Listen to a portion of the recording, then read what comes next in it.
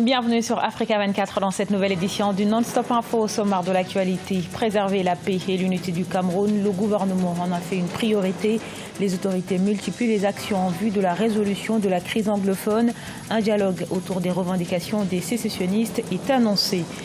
Au Bénin, le bilan des manifestations post-électorales divise toujours. Quelques jours après les élections législatives du 28 avril, sans l'opposition, des manifestations violentes ont éclaté dans le pays. Plusieurs personnes y ont perdu la vie. Et au Burkina Faso, une attaque armée contre une église à Dablo, dans la région du centre-nord, a fait dimanche plusieurs victimes, dont le prêtre. C'est la première fois dans le pays qu'une église catholique subit une attaque terroriste. Mais tout d'abord au Soudan, les généraux perdent patience. Ce mercredi, l'armée annonce suspendre les discussions sur la transition politique. Cette annonce intervient après 2 jours de négociations entre civils et militaires.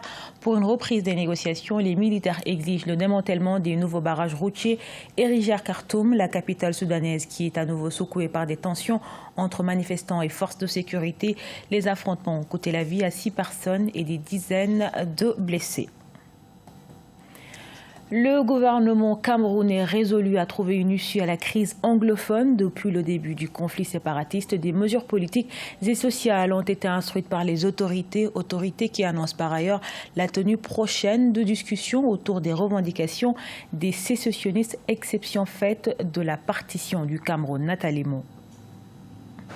Les autorités camerounaises multiplient les actions en vue de la résolution de la crise anglophone. Sur le plan socio-politique, on a noté la création du Comité national de désarmement, de démobilisation et de réintégration et l'accélération du processus de décentralisation, ainsi que le lancement d'un plan d'urgence humanitaire de plus de 12,716 milliards de francs CFA. Malgré toutes ces mesures, les tensions demeurent dans les régions anglophones du Cameroun. Toutes les démarches qui sont entreprises par le gouvernement camerounais dans l'optique de la résolution de la grave crise politique, idéologique, identitaire et sécuritaire qui secoue les parties anglophones du pays sont des mesures qui sont intéressantes et qui sont appréciables du point de vue de leur consistance. Depuis 2017, la crise socio-professionnelle de départ s'est radicalisée, entraînant une réponse militaire des autorités. Une erreur stratégique de l'avis de certains observateurs. Des populations se plaignent de ne pas être entendues, de ne pas être écoutées à la hauteur de leurs desiderata, que leur point de vue ne soit pas intégré, ne soit pas pris en compte dans la gestion des choses qui les concernent, et croire que vous pouvez vous limiter à adopter des résolutions au niveau central et les imposer ainsi aux populations qui se plaignent justement de marginalisation. Il est important d'intégrer la dimension historique, la dimension identitaire, la dimension culturelle qui permet donc de comprendre les ressorts du conflit. Ouvrir l'espace au dialogue inclusif avec les séparatistes, les autorités camerounaises se disent prêtes. Le gouvernement a annoncé en mai 2019 la tenue prochaine de discussions autour des revendications des sécessionnistes, exception faite de la partition de l'État du Cameroun. Le secteur juridique paralysé par des grèves au Burkina Faso, une situation qui a entraîné la suspension depuis plusieurs semaines du procès du coup d'État manqué de septembre 2015. Mais pas que, toutes les audiences dans les différents tribunaux sont également interrompues. Tous les accusés et leurs conseils attendent la reprise de l'audience, mais ils doivent encore patienter car le problème à l'origine de cette suspension n'est pas encore résolu. Ce lundi, les avocats ont aussi reconduit leur grève pour 2 semaines. Ils ont annoncé la tenue d'un sitting lundi prochain devant la maison d'arrêt de correction de Ouagadougou, la capitale.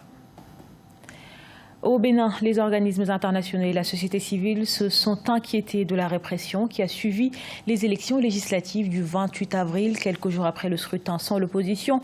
Des manifestations violentes ont éclaté dans le pays. L'opposition parle de 9 pertes en vies humaines. Les autorités de leur côté n'ont publié aucun bilan officiel. Reportage de notre correspondant Lev Tounou, commenté par Marcel Farba-Maroun. Les 1er et 2 mai 2019, plusieurs personnes ont perdu la vie des suites de blessures par balle à Cotonou et Kandi. Des drames imputés aux forces de l'ordre et qui ont été occasionnés par la supposée tentative d'arrestation de l'ancien président Boni Yayi. Dans un communiqué en date du 14 mai 2019, l'organisation Amnesty International est revenue sur ce triste bilan des affrontements qui ont fait 4 morts par balle, dont une mère de 7 enfants et plusieurs autres actes de violation des droits de l'homme. Nous avons pu documenter pour l'instant au moins 4 morts par balle générale due consécutivement à ces manifestations. Nous avons pu constater par ailleurs que certains corps font objet de tracasseries administratives, voire policières, et donc ne sont pas totalement, les familles n'y ont pas accès totalement, y compris aussi certains dossiers médicaux de personnes blessées ou de personnes tuées dans ces manifestations. L'opposition a évalué à 9 morts le bilan humain des manifestations à Cotonou et à Kandji. De leur côté, les autorités dénoncent cette escalade de violence et appellent au calme. Jeudi 9 mai 2019, le ministre de la Santé avait par ailleurs révélé que certains manifestants étaient sous l'effet de substances psychotropes.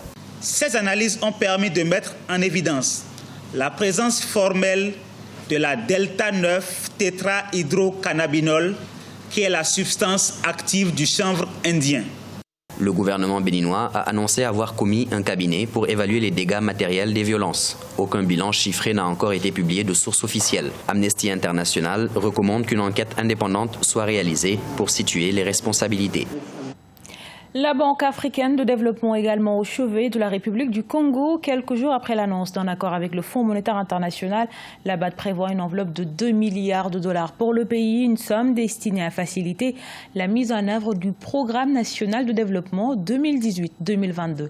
Les précisions de notre correspondant Deva Panzo. Sous réserve de son conseil d'administration, la Banque africaine de développement mettra à la disposition du Congo un montant de 2 milliards de dollars pour soutenir le programme national de développement 2018-2022 à condition que le pays conclue un accord avec le Fonds monétaire international. Le pays de Congo fait partie de pays fondateurs de cette banque. Et depuis que nous avons commencé la programmation, le financement de ces pays depuis 1972, nous avons fait le financement de 770 millions de dollars américains. Il y a une impulsion de faire plus dans ces pays.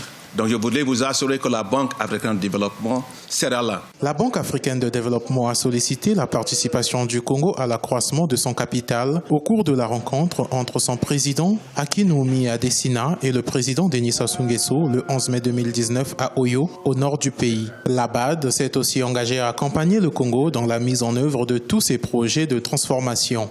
Je ne vois pas aucune raison pour laquelle le Congo fait l'importation de produits de denrées. C'est la raison pour laquelle, dans notre financement, il y aura un financement de 83 millions de dollars pour la création des zones spéciales pour agro-industrialisation. La Banque africaine de développement possède désormais un bureau sous-régional à Yaoundé au Cameroun. Elle a déjà consacré 13 milliards de dollars de financement en Afrique centrale. Akinwumi Adesina a entamé une tournée en Afrique centrale du 10 au 18 mai, quelques semaines après l'engagement de la BAD à investir 4,4 milliards de dollars dans le cadre de sa stratégie 2019-2025 visant à soutenir le développement en Afrique centrale. Dans le reste de l'actualité, le Burkina Faso pleure ses morts et appelle au calme et à l'union. Dimanche 12 mai, une église catholique a été la cible d'hommes armés à Dablo, un village situé dans le centre-nord du pays. Cette attaque a coûté la vie à 6 personnes, dont le prêtre. Le pays est la cible d'une série d'attaques depuis 2015, des attaques qui ont coûté la vie à près de 400 personnes. Aïssatou Diamanka Besland. Jour de deuil au Burkina Faso, la communauté de Dablo continue d'inhumer ses disparus. Ce mardi 14 mai, encore même scénario de désolation.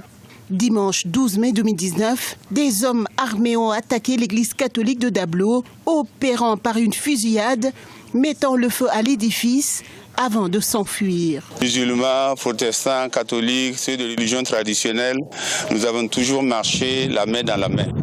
Donc, il ne faut pas que des actes aussi tragiques puissent venir nous séparer. Nous devons continuer. C'est la 3e attaque contre des églises au Burkina Faso en 5 semaines.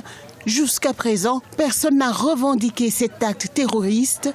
Le président Roch-Marc Christian Kaboré appelle au calme et à l'unité face à ce qui semble être une recrudescence d'une violence intercommunautaire. Ce qui menace le Burkina Faso, c'est un conflit interreligieux et intercommunautaire. Et tel est l'objectif visé par les terroristes. Un objectif qu'ils n'atteindront pas si tout le monde reste soudé et uni. Au total, 6 personnes ont perdu la vie dans cette attaque lors de la prière. Depuis le début de l'année 2019, 1000 personnes en moyenne ont fui leur domicile. des groupes liés à l'État islamique et à Al-Qaïda cherchent à déstabiliser le pays depuis 2015.